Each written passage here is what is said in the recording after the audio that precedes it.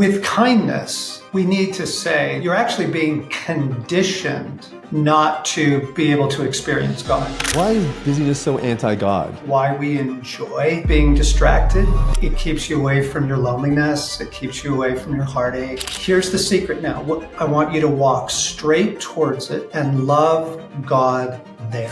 Which of those do you think drives our sexual compulsions the most? I say that every little boy has two fundamental needs. He has a need for and for.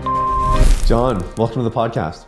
Thank you. It's great to be with you. I'm going to just jump in. I love your new book about experiencing Jesus, and I'll start with a pointed question. Are we too busy? Of course we are. But it's worse than that. It's worse because everybody's got the screen, hey, reduce your screen time and all that stuff. Like everybody's talking about that. But with kindness, we need to say that you're actually being conditioned not to be able to experience God. Where our current moment is doing that to you. And so a lot of people have a hard time feeling like they're connecting with God. And I just want to say, guess what? It's not your fault. The pace of life, for one thing, is mad. And it's just madness. But it's all of it. It's the combination of like a perfect storm of, the technology and the amount of news you take in and all that. Because the older saints would have told you the simple practice of lingering, just lingering in the presence of God. You know how hard that is? Like, you can't stay present for 30 seconds. Yeah.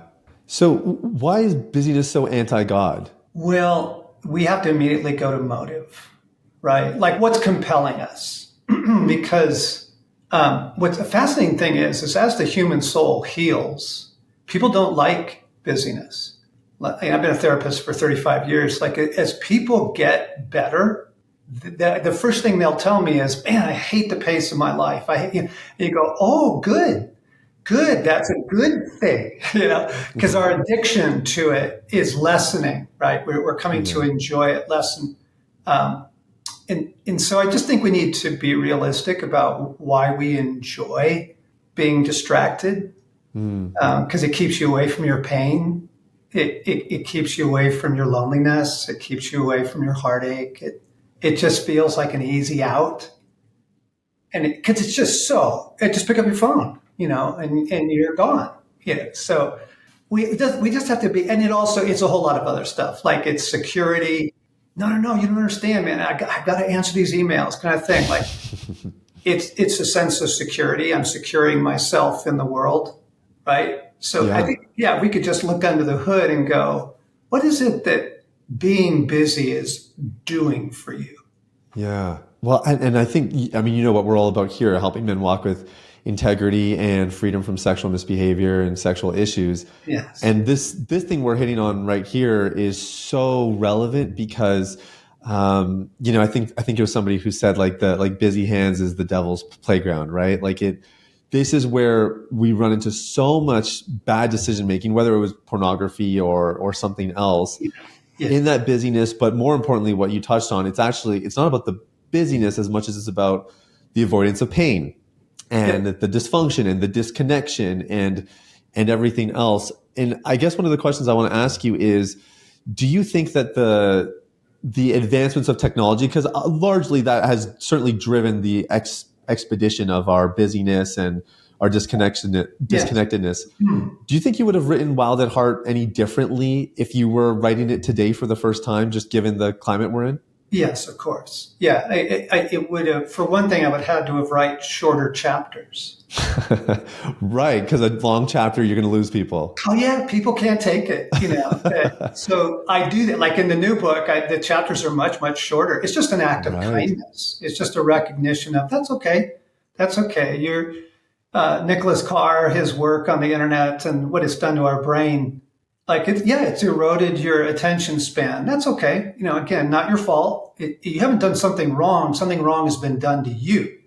Like you've been conditioned by an entire culture. That's okay. I think what I would have wanted to offer in kindness would be some coaching on how do you disentangle from that.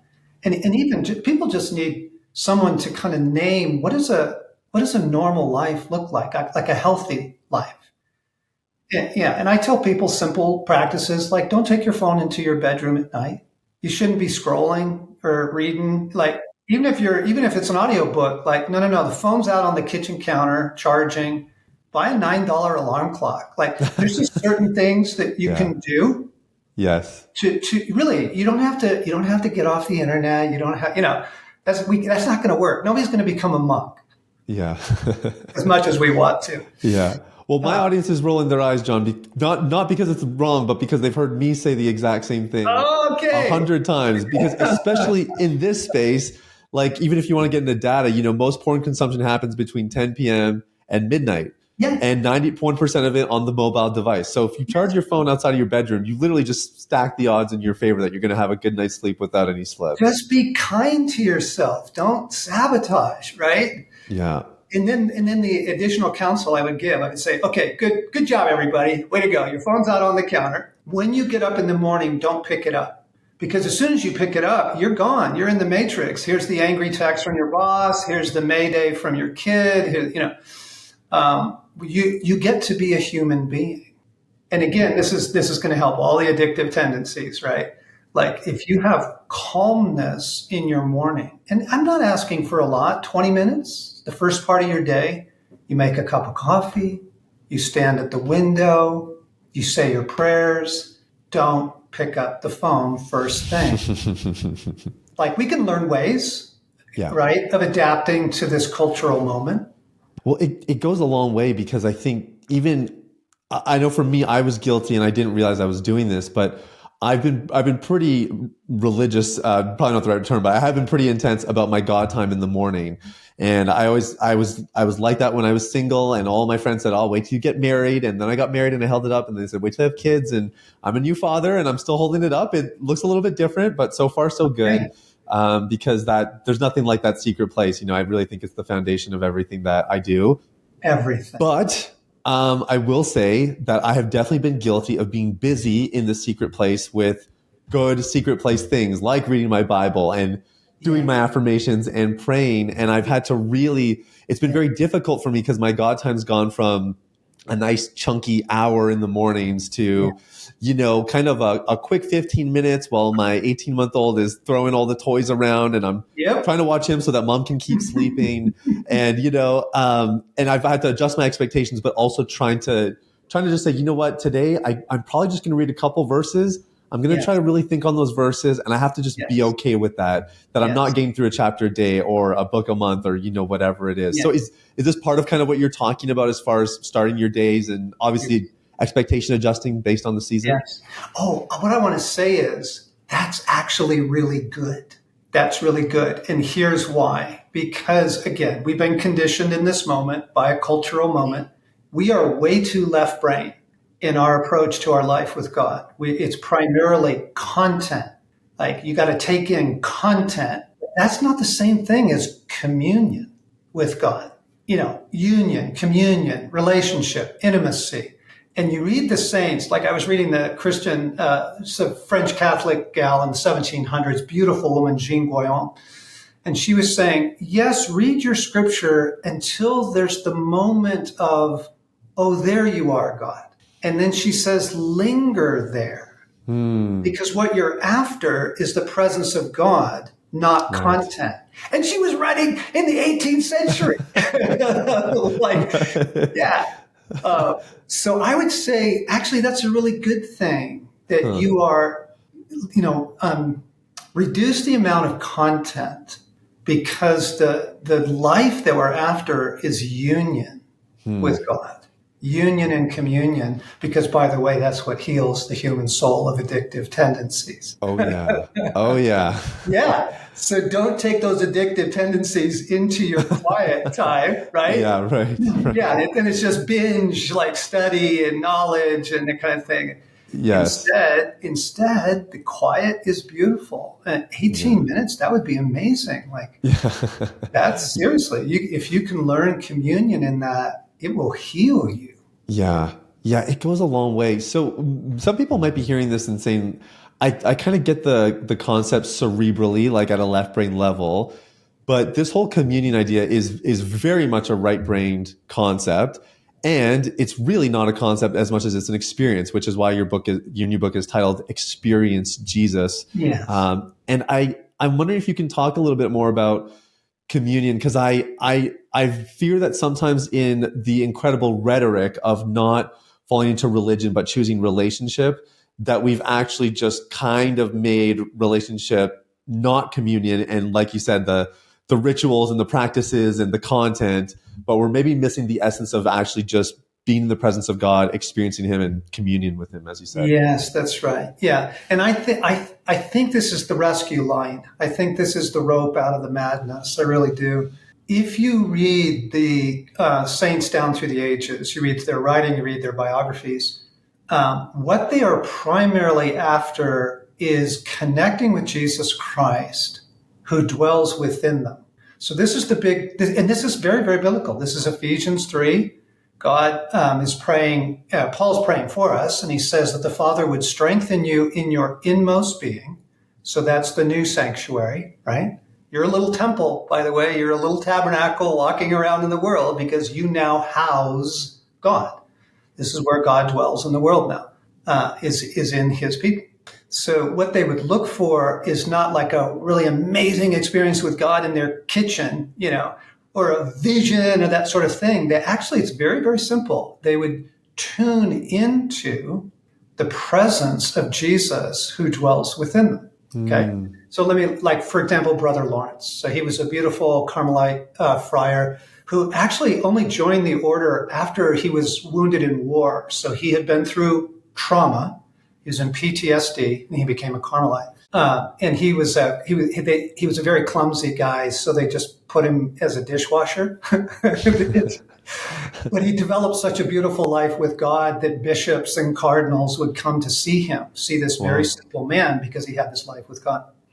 And here's what he would say. He would say, for my part, I'm going to quote him right now. He says, I don't understand how religious persons can live without the practice of the presence of God. And then here's his secret. He says, for my part, I keep myself retired in the depth of my soul, where Christ dwells. And while I am with Him there, I fear nothing. But the slightest turning from Him is insupportable. So that would be a very classic sort of Christian mystic statement, that Jesus Christ dwells in the depth of your being, very biblical. Learning to locate Him and enjoy Him there is a rescue from the left brain, high content, got to get 4 chapters in, need to make sure I look up the Hebrew on that, all that stuff. This is the richness. This is the vine and branch relationship. And it is so simple.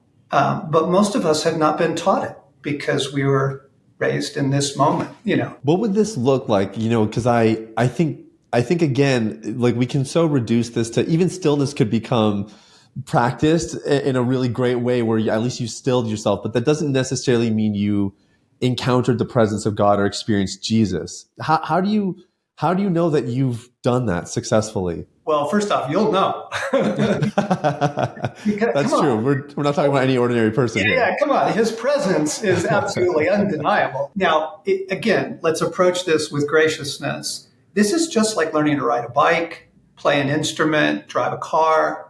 Like, you learn it. It's something that's a little bumpy at first, and it's something that you get the hang of it over time. And just like playing an instrument, as you get the hang of it, that you start to really enjoy it. You're like, oh man, this is so fun. I'm going to riff a little here, or riding a bike or anything else. Because the initial experiences of God will be very gentle. What you will experience is suddenly you will sense His love, and you'll go, oh my gosh, I just feel better. I don't know. And the older saints would call it consolation, the consolation of the Lord. I just feel consoled. I feel, I don't know, like I'm a little less anxious all of a sudden. You go, oh, there you go. You just tapped into His presence. And you go, oh, I want more of that. Linger tomorrow, and you linger the next day. And then you begin to open up to, oh, wow, you just said you love me. You start to hear His voice. And again, because what people try and do is they try and start with the deep end of the pool. They're like, should I marry this girl? Should I sell my house? Is it time to, and they wait, and they go, God, because that's like learning to ski by going to the top of the double black diamonds. Like, Right. you don't start with the hard stuff, Yeah. the crisis, the emergency. You don't start with your trauma. You start with gentleness. You start with consolation and love and his gentle presence with you, and you begin to recognize it. And as you recognize it, you turn towards it in the soul. Your soul turns towards, like the sun coming through the window. Yeah. You're like, oh, there it is, and you turn towards it, and you will. God say, okay. So I mentioned Jean Guyon, this beautiful French mystic. She would say, God wants to commune with you far more than you want to commune with him. Like, he's not going to be evasive and hard to get. It's just that you're distracted. Wow. Like the essence of it boils down to you have to start small. Like you're saying, it's almost like it's a skill that you kind of build. Yep. And my experience is when you do start to cultivate that place and you start to recognize his presence and you start to experience it more regularly, it also becomes more accessible. Yes. Like you kind of go from so much effort just to calm down, just to learn how to kind of recognize the real thing. Yeah. And then after, you don't have to spend as much time doing that because it's there. He's more accessible. That's and again, right. It's exactly what you're saying. It's not that really anything changed on his equation as much as something changed on our side. Yes. But I'm guessing that practice gets, I guess, easier or more accessible with time. It really does. It really does. And you'll look up one day and you'll go, oh my gosh, that was 20 minutes. Where did the time go? Yeah. And then you look up one day and you go, holy smokes, that was 40 minutes. I've never spent 40 minutes with God. Yeah. Well, it's just because your soul's getting used to it and getting used to his presence. So let's make this very accessible.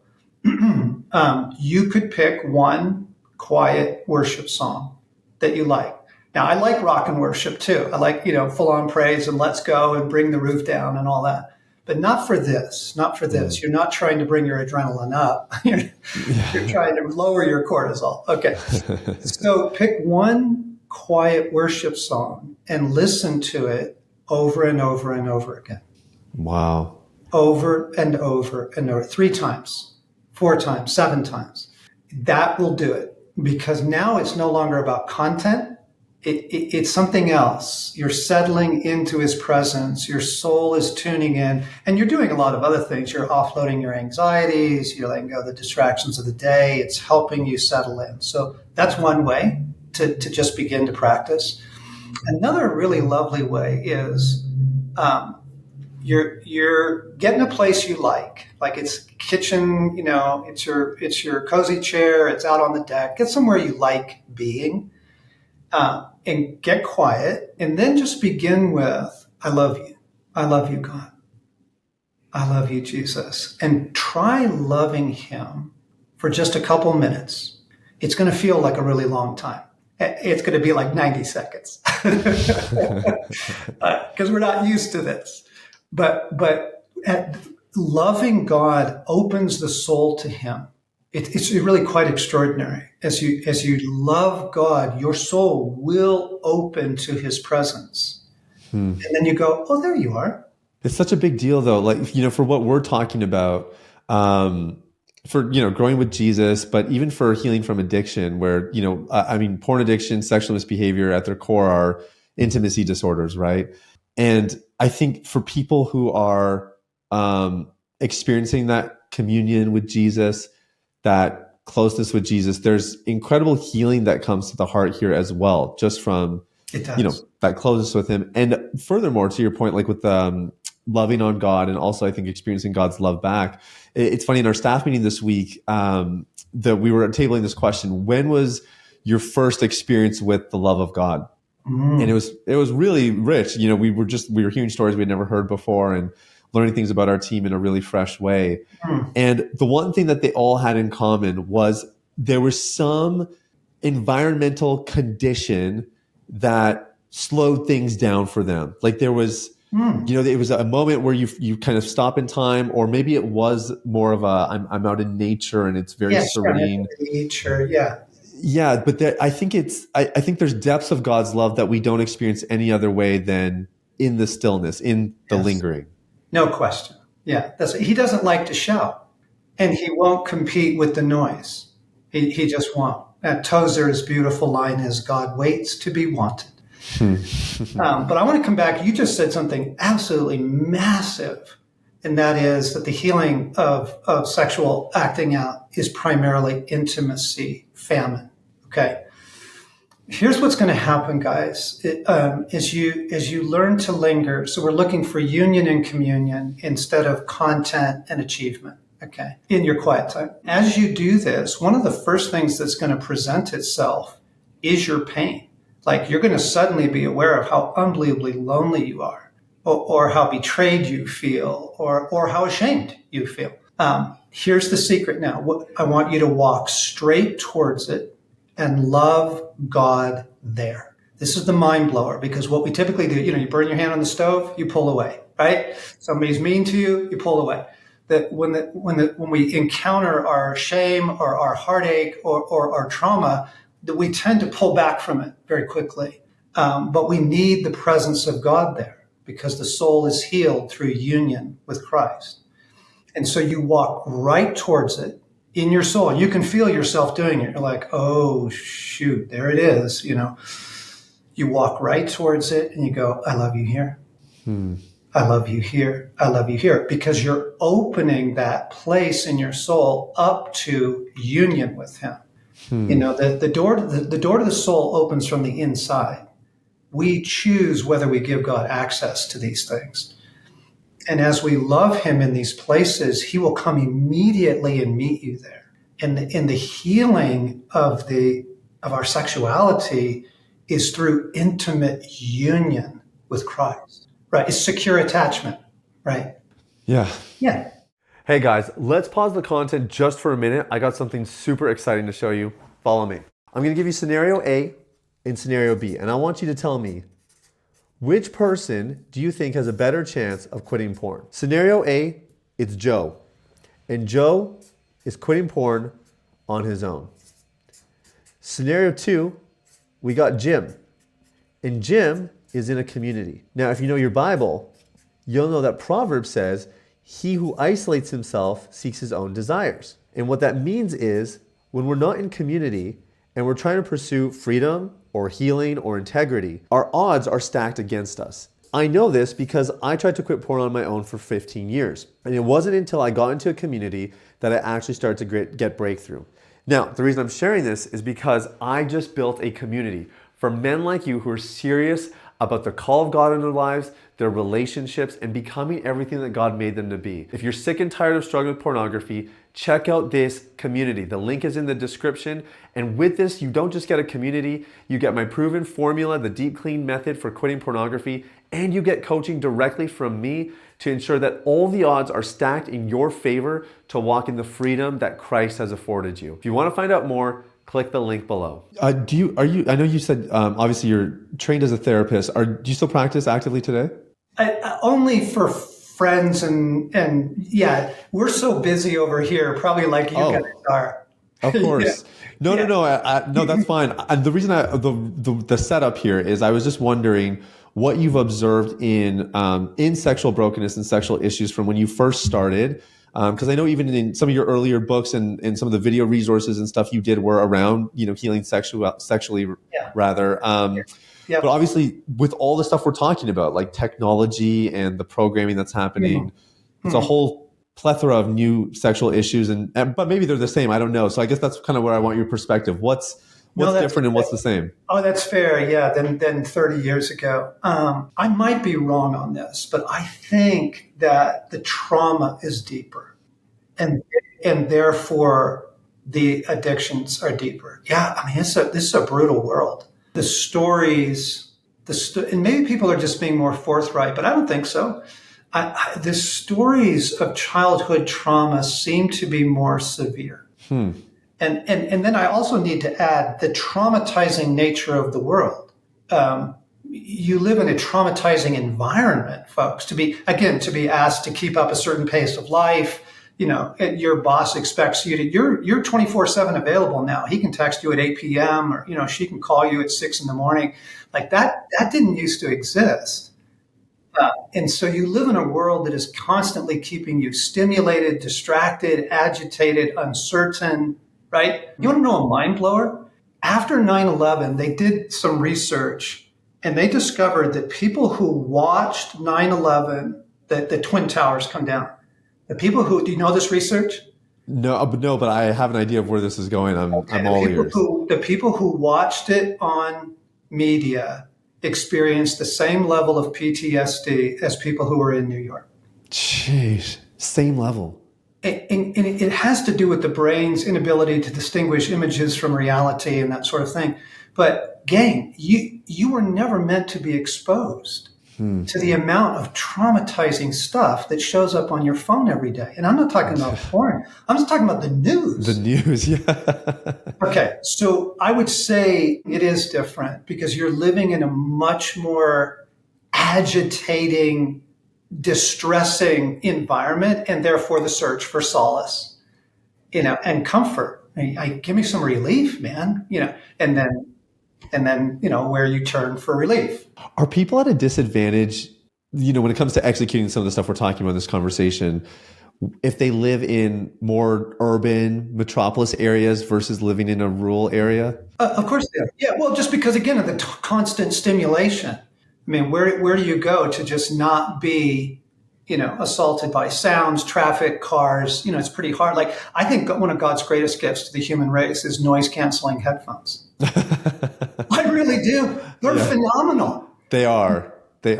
Oh, gang, if you don't own a pair, it's worth it. Like, that's your little sanctuary. It's true. It's true. Even when I'm in the coffee shop, airports, doesn't matter. Like, I always have them in for that reason. Me too. Yeah. And so you've got to have a place that's not stimulating. Where will you go for that? Right. And in urban environments, that's harder to find than in rural environments. So you make accommodation, you literally go hide in the closet because it's quiet in there, or the bathroom, or you get noise canceling headphones. You have to look for, just moments in your day where you're not being agitated by the environment around you. So I'm curious what some of this maybe looks like for you, because like you alluded to, obviously being a busy man, but I feel like your career has taken a different trajectory than what it could have, because I think you've been very selective. You seem to be very intentional. I don't think you knew this, but I've been reaching out to your team for 4 years to get you on here, and I'm sure that's not the first time you've heard that before. Sorry. No, that's fine. You don't owe me anything. It was worth the wait so far, John. It's been great. But I guess I'm just curious. Can you tell me a little bit about how you've had to govern just so much notoriety and opportunity and execute some of these ideas that we're talking about here? Yeah. So let's use intimacy and the search for belovedness. My publisher sends me weekly reports on my books. I never ever open them.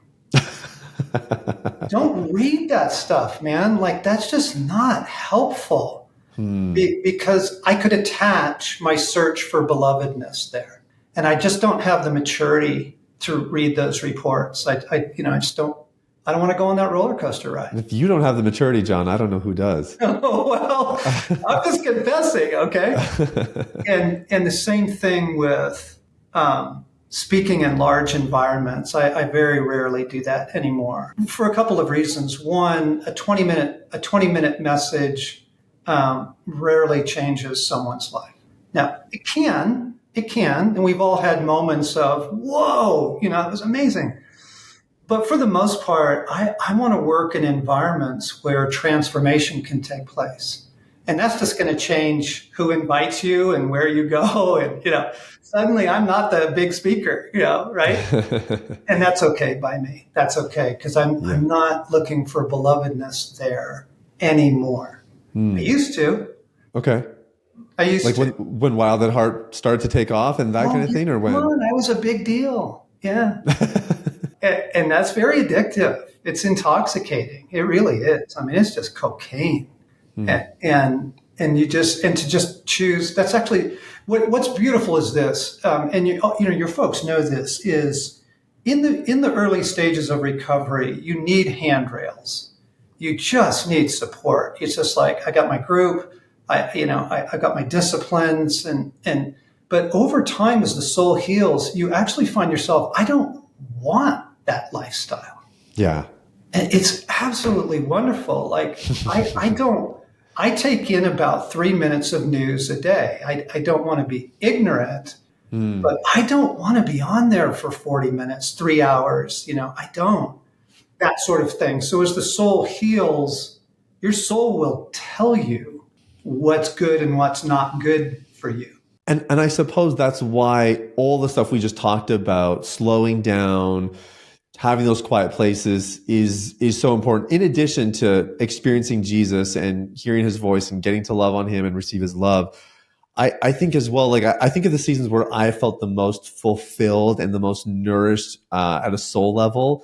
And it's the seasons where I was letting what you just said, my soul talk to me, which admittedly, like in busier seasons, I don't really do, or I don't have the bandwidth to hear my own soul talk because I'm too busy, doing things and on to the next. Yeah, that's right. Yeah, that's really good. Yeah. Yeah. So that's a good barometer. If somebody asks you how you're doing and you don't know, you're moving too fast. Right? If you don't have a ready answer to that, then you got to get back in touch with your inner life and your inner world. But again, I want to return to this is what we weren't taught. We weren't taught that the goal is the vine branch relationship. That to be a human being is to be fundamentally in need. But most men experience that need as a source of embarrassment. Like, why can't I get my stuff together? Why can't, why is there this ache in my soul still? You go, oh, you were made that way. To come into an intimate union with Jesus Christ, not just faith in him, not just obedience to him, but actual, like an ontological, existential, experiential union, communion, like a united life with him. That's the goal. And so then we begin to reorganize our practices and our choices around that goal. Is this eroding my union, or is this helping to cultivate and strengthen it? Yeah, because I suppose that makes it a lot easier of what you'll say yes to and what you'll say no to. Yep. At least it should in theory. Yeah, it will. Even what you watch, listen to, how much you ask of yourself in the evening, that sort of thing. Yeah. Yeah. I guess it's one of those things. I don't know how you feel about this. I've never been a huge fan of the, God is first and my wife is second and my family third and my work fourth or whatever. I've never really enjoyed that because it's always felt very hard to translate practically because I work a lot more than I spend one-on-one time with my wife and my time with God and all that. Yeah. But the one thing I do like about it is God first. I've always felt like if I at least got that part right, then somehow, depending on the ebbs and flows of life and the seasons, everything else probably will maybe hopefully work itself out or at least be relatively stable. So to me, that's really helpful to just keep that one thing the main thing. Yeah, that's good. And again, guys, like you taste the goodness of his presence. Nobody's going to need to convince you of this. It's like, honestly, it's like, when can I get back? When can I? And so I'll pause during the day, like here in our, we have a very creative team. We have lots of really bright people, but twice a day, monastery bells ring out in our offices at 10 and 2. And it's a reset. And it's just a way of, okay, we know you're already spun up. Everybody stop. 60 seconds of silence. Find God. Wow. Find him, which usually also requires finding your own soul, right? Like you would say, like, I don't even know how I'm doing anymore, Yeah. Yeah. So I do things like that, practices like that. So, after this interview, what I will need to do before I do the next thing is I will walk outside the building and I'll just walk around. I'll just take a lap. And it's not particularly attractive. It's a parking lot. Well, I'll just take a lap and find God, right? And go, oh, there you are. There's our union. There you are again. Okay. It's very simple. I love you. Thank you. Okay. Now we can go do the next thing together. Yeah. Why are the bells at 10 and 2? It just felt like by 10, we're all jamming. You're already in a full on blast mode. And by 2, you're crashing. Yeah. Yeah. Yeah. Okay. Makes sense. This book for you that you wrote about experiencing Jesus, do these books come out of, at this point, is it stuff that you're observing people are coming to you in need of at, all the workshops and retreats and things that you facilitate? Is this just your own personal journey? Where did this book come from? Yeah, both, right? Because if you're not writing the world does not need more theory. It doesn't. The world needs practical, kind guidance back to God, right? And in a way of life. It's a way of life, right? But I wrote it out of heartbreak because, again, sitting with people, listening to their stories and the earnest desire for God and the difficulty of finding him in any sort of consistent way, Yeah. I'm like, no way, man, that's not okay by me. I'm like, I want to help folks you were created for the Garden of Eden.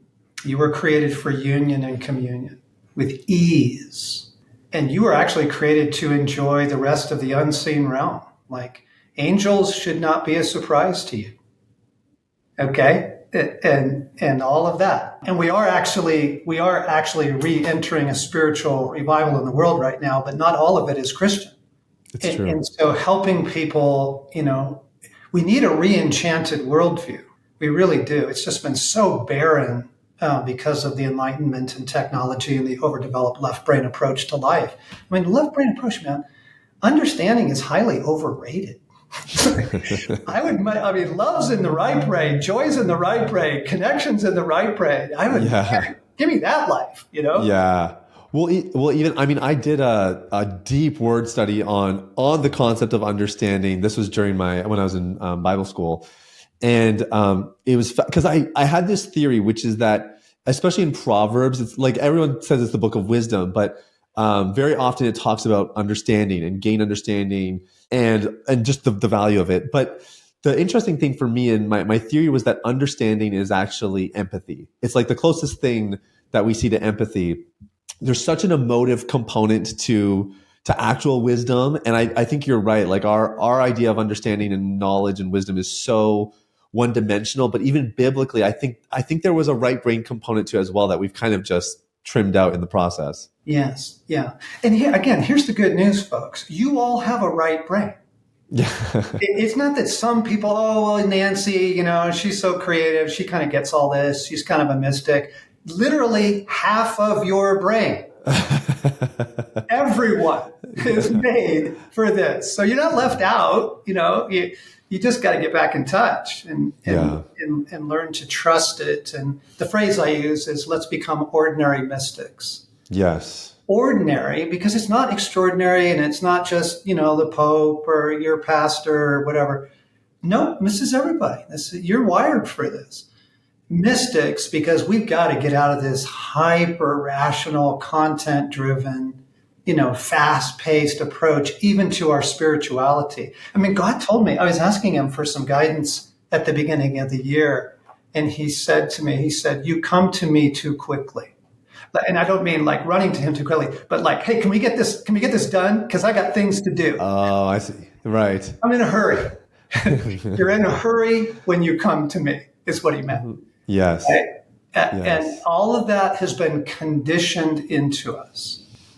So again, it's not like your particular mess or you don't, you're just not a spiritual person. No. This has been conditioned into every single one of us. Okay. Well, then let's start to disentangle from that. Wow. I wrote an endorsement for a book called Why Men Struggle to Love by a guy named Eddie Caparucci. I don't know if you've heard of him. But he's known for kind of integrating inner child work into sexual addiction and porn addiction. Oh, nice. Great. Phenomenal. His stuff is amazing. All of our coaches are certified by him. He's really, really good. And the whole concept of his book, he literally wrote multiple times in the manuscript. He might have, I don't know if he edited this for the final, but he really literally just wrote slow, like 5 O's, slow down, because he just found every guy that he was working with coming into his office that's trying to, get pornography out of their life or trying to heal in some way, shape, or form. They're all trying to basically do this. The message of pornography is you can get what you want, you can get it right now, you can get it quickly, you don't need to wait. And they're basically just transferring that same mantra into their recovery. I need the solution now. I need to get my reward as quickly as possible. Yeah. And just the literal process of slowing down, Yes. that in of itself is actually so healing. And of course, it's going to be the bedrock of everything else that you need for freedom and a lasting recovery. That's beautiful. Yeah. So I want to ask you about the Wild at Heart message a little bit as it pertains to porn addiction, because this is sort of where I set up my camp.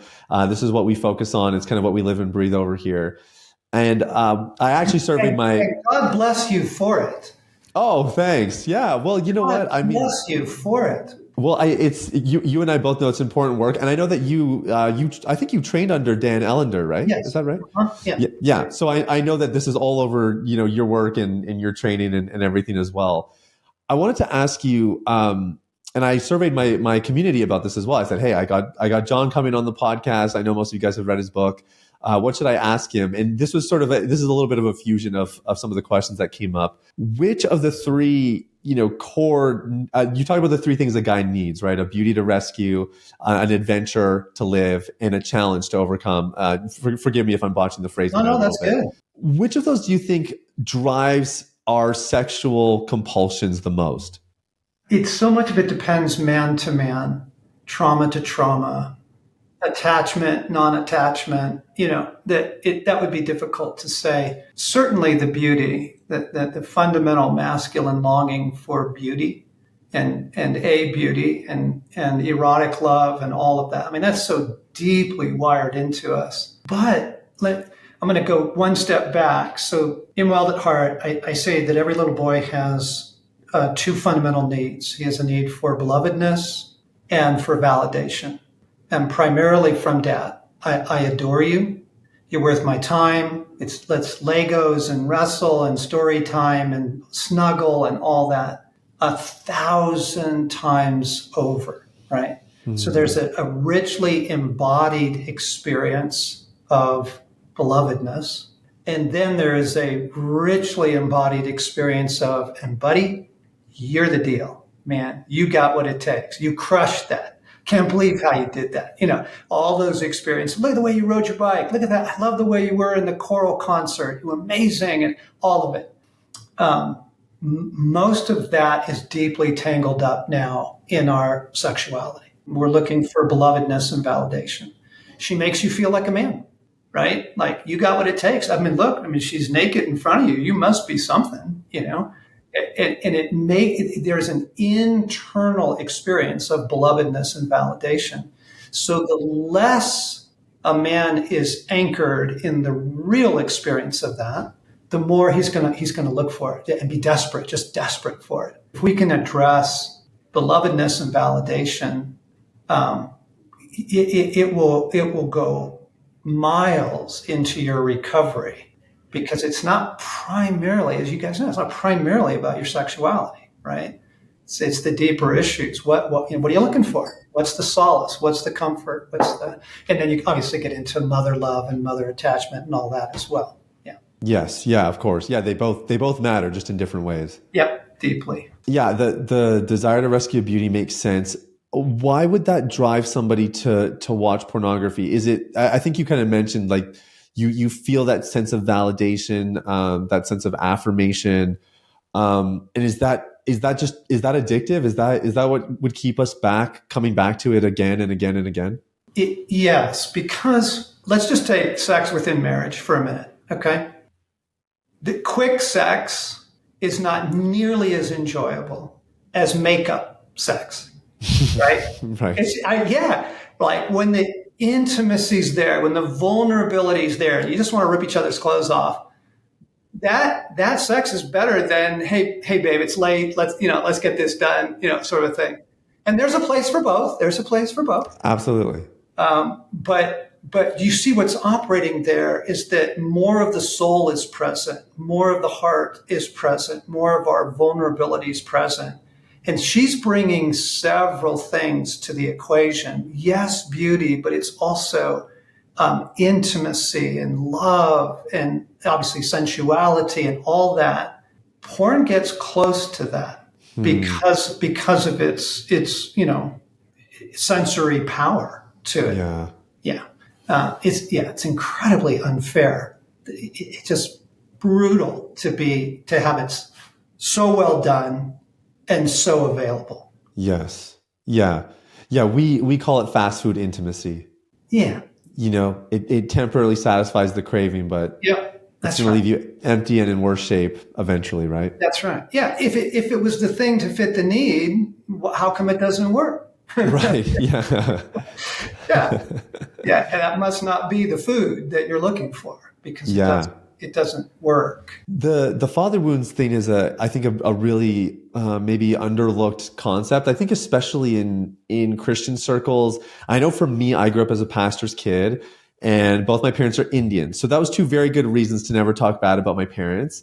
And when I was in recovery and really trying to quit pornography, it took so much grinding of those pillars for me to finally admit, okay, maybe there is some wounding here and some pain. And it was the best thing I ever did. Not just because I confronted reality and I got to heal, and it certainly helped in my recovery as well. But to maybe just circulate this conversation a little bit, I actually would have never experienced the love of God in a way that I've experienced had I not admitted my father's shortcomings, because it really gave me permission for God to be that perfect, loving father that only he could be in my life. And what I wanted to ask you is, how does somebody go about healing from father wounds when they are experiencing sexual issues, as it pertains to sexual issues in particular, if they didn't feel like they got that, the validation that you mentioned, and you mentioned something else as well, and I'm forgetting it now, it's escaping my mind, but if they didn't get those things, how does one heal from that? We first need to get over the hurdle of you're not throwing your parents under the bus, to name the ways in which they failed you. Yeah. And I grew up in an alcoholic home, so my father's failure was pretty evident, just total abandonment. My mother's failure was much harder to identify until I began to understand attachment and the failure to attach. And she was a completely unattached woman. And she disappeared because she had to go back to work. She had to pay the bills because Dad's gone. He's drunk and gone. And so I understand that, but her failure to me, I was finally able to name as catastrophic. So it's not just that your parents kind of didn't do the best job they could. Guys, we just have to get much more honest than this, right? And you're not dismissing who they are as human beings and the effort they made, but you have to name the level of failure that's there on both father and mother. Why? Well, because those deficiencies, those heartaches are deep within you, and they are fueling your addiction. I guarantee it, 100% of the time. They are intimately, intertwined with what you're currently now wrestling with. So the very hopeful thing is, wow, well, if we could bring some healing to some of that fundamental mother wound, father wound location, if we could bring some healing into that, maybe the power of the addiction will start to lessen. And the fact is, it does. Yeah. Every single time. Oh yeah, it does. Yeah. I mean, that was my story. Actually, more so in my relationship with my mom. I remember though, when I was really healing and forgiving her and identifying that, that was most of my own recovery from pornography was, you kind of get 1% better every day. And then you look back a few years later and go, wow, I've come a really long way. But that was one of the rare moments for me where, I woke up the next day and I was different. It was there, the pull was there, but it was a 2 out of 10 instead of the 8 out of 10 that it usually was. Yeah, exactly. Yeah, that's beautiful. Yeah, because mother is your first secure attachment. Mother is nourishment. Hmm. Mother is unconditional love, and that is so irreplaceable in the human soul. It's not like you go, well, it was okay, but I didn't get much. You go, you don't understand. You are starving within. You have a famished craving that you've now attached to pornography. Uh, let's get, and this is the phenomenal thing about God's capacity to Isaiah 66. You can go read this last chapter in Isaiah, right? He says, I love you like a mother, and I'm going to bounce you on my knee. And you're like, what? You go, yes. God has the capacity to meet that need. He has the capacity to bring secure attachment and some of that affection that we didn't receive from mom as well. Yeah, and it can be still a very masculine experience to experience God that way. Like there's nothing, nothing that feels wrong about it. When you encounter Him in that way. Yep, that's right. How has this affected you as a father? Like I guess I'm hearing some of your story. I remember I think you talk about it in the book, and identifying the two core needs that a boy needs. I know you have at least one son. 3 sons. Yeah, 3 sons. So there you go. You got 3 boys. Did you fumble your way through some of the stuff, or did you feel like you had a pretty good handle by the time you became a father, like by identifying some of these concepts? Well, how did you do that? Well, so I had not dealt with any of my childhood trauma, and I had 3 young boys, so they're about 5, 3, and 1, and my anger is coming out big time, rage, and I went to a therapist because I knew I can't do this to my sons. Here's how clueless I was. I had no idea where the rage was coming from. And you were a therapist yourself at this point? No, not at the time. Okay. So this is early 30s. I haven't gone back to grad school yet. I needed to go to therapy first.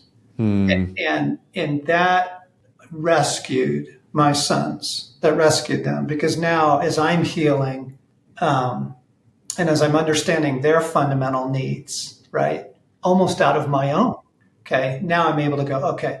And here's the really sweet part of Wild at Heart that most people, if they don't know kind of what we do and who we are and our vibe, they think, oh, this is like, motocross, and they're into Navy SEALs and they love the B300. Go, no, my sons are actually deeply sensitive people. I'm a highly sensitive person. They are as well. And they're all artists. My youngest son has a graduate degree in poetry. And wow. So I wasn't just after the kind of hoorah masculine. They do need validation. They do need masculine formation. So yeah, we go mountain bike riding and that kind of stuff. But I was also after their sensitivity as a father and recognizing the creative side and the right brain, like we've been talking about, and affirming that as a fundamental part of masculinity and not something that they need to be ashamed of or bury or, play college football, hide the painter within you. Nope, we're not going to do that. We're going to develop a wholehearted man. That's amazing. Any advice to a young father? I got an 18 or 19-month-old and another one on the way. Any wisdom? And I actually wanted to ask you this earlier in the conversation when we were talking about, getting those still moments and those still places with Jesus. Any advice on how to do this season well? Love covers a multitude of sins. It's not that you're going to get it right. It's not. If they experience from you that fundamental love and delight, when you screw up, it's not a big deal. This is the beauty of it. If the security of your love and affection is there, then when they blow it or you blow it, it's not traumatizing. It may not even be wounding. And then when there are wounding experiences, you're also quick to go, oh my gosh, I'm sorry, sweetheart. Daddy was distracted. I wasn't even listening to you. Would you forgive me? Like you have my attention now. Like we're quick to recover in the intimacy and the affection. Love's going to see you through the whole thing, man. Not technique. Yeah, that's good. That's really, really helpful. One thing I've observed about Wild at Heart and the way you've built it, obviously it's not, even though you've built it and it's built around your message, it doesn't feel very John centric. I think you've done a good job of really expanding it. There's somebody who runs Wild at Heart retreats in my church, and he literally comes up to me every like 3 weeks and he's like, "Here's our next retreat." He's just like the biggest fan. He is convinced like Wild at Heart is going to save the world. It's amazing. Yeah. You've really created a powerful mission. And the one thing I've noticed is there's a high, I don't know how intentional this is, but it just seems like everything you guys do has a very strong in-person, face-to-face, communal kind of dynamic. Like you even mentioned, you're not really doing a lot of like practicing as a therapist anymore because you're running these kinds of retreats and experiences.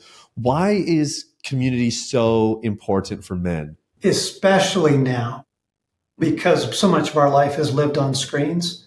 90% of human communication is nonverbal. That's why Zoom is so exhausting.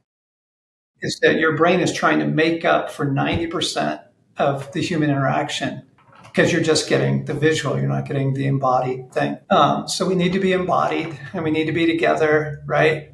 In the contact high and all that. It's fascinating in group work as you're watching someone else go through their story. I forget what the data is on this, but it's like 60% of the healing is yours. Isn't that cool? Wow. As you watch somebody else go through their story. Just watching somebody else go through it. Just watching them. Yep. Yeah. So that just shows you how wired we are, right, for human interaction and companionship. But I would also say, and I mean, come on, I'm not the first person pointing out the crisis of loneliness in men. Yeah, it's horrible. Because when do you want to do porn? When do you want to masturbate? Right? It's when you're down. It's when you're low. It's when you're lonely. It's when you're on the road for work, and it's all that. So if you've got pals, genuine male companionship in your life, and healthy female companionship in your life, community, that stuff goes way down. It goes way down. Would you agree that maybe whatever impact you could experience in a community, or whatever impact you could experience going through, quitting pornography or wanting to be a better husband or whatever, the results of it, the effects of it will probably last longer if they happen in the context of a community? Yes. Yeah. Not only just because of the support, but it's more of like the celebration. Because again, the soul's fundamental need for delight, the fundamental need to be seen and delighted in. Okay. Well, if nobody sees you, how are you going to be delighted in? So if we're together in our victories as well as in our struggles, like, wow, are you kidding? Like, I love celebrating people. I absolutely love it. I love delighting in people. It's just the good stuff. Yeah. Right? And yeah, you can't do that by yourself. Yeah, it's true. We are. I found this out by accident because I actually started helping people one-on-one, outgrew it, ran a group out of necessity, and then the first group call was just lights out. Because guys are connecting and there's that camaraderie, and that's actually what they're really after. Anytime that we ever poll our audiences, if we're thinking about different new product ideas or whatever, and we ask them, what are you looking for? I mean, community is almost always the first, if not the second, because like you said, guys are lonely. What's in the future for you with Wild at Heart, and where do you I know you continue to write books and host the events, and I know that you guys as well are very like ears to the ground, trying to figure out what it is that people need, and those needs change over time. What are you guys dreaming about for serving more men over the next couple seasons? Yeah, it was quite a surprise to us. But back in 2019, through some prayer, God told us to build an app called the 1 Minute Pause. And what we realized is that people just needed the most fundamental level of coaching of how to stop, how to have stillness. And so we built this app, and 2 months later, the pandemic happened. And so here's this opportunity to, it's about union and communion, but it's a very guided experience, with beautiful music, that sort of thing. There's 750,000 people that have downloaded that app now. Wow. And we just installed a new program in there on experiencing Jesus, teaching morning and evening. You could call it contemplative prayer.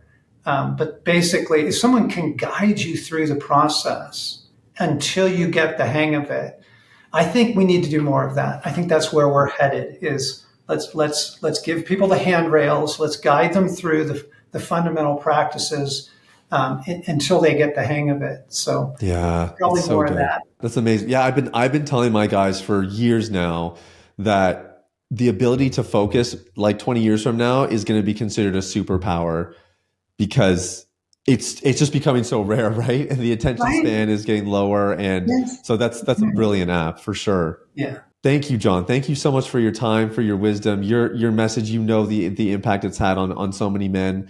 But the deep clean community has been really impacted by what you do. And we've had guys who go through our system. They read your book while they're doing it. It's been very good, kind of supplementary material and giving them different angles and perspectives. And so we're grateful for you and just grateful for your time. I know the book is called Experience Jesus. Really? Is that right? Really. Exactly. Yes, really. Don't forget the really part. Yeah. Available everywhere. Is there anything else? Anything else that you'd like people to check out if they want to find out some more? If I were them, before I bought a book, I'd download a free app and try the pause experience. It's just exquisite. Okay, and the app is called The 1 minute pause. the 1 minute pause. Okay, perfect. So Yeah. the 1 minute pause. We can put links in the show notes as well, so people can just get it Okay. quickly off the App Store. That'll be perfect. John, Yeah. thank you so much. Well done, guys. Well done. Just so grateful for your work, really. Oh, thanks. Thanks. Likewise.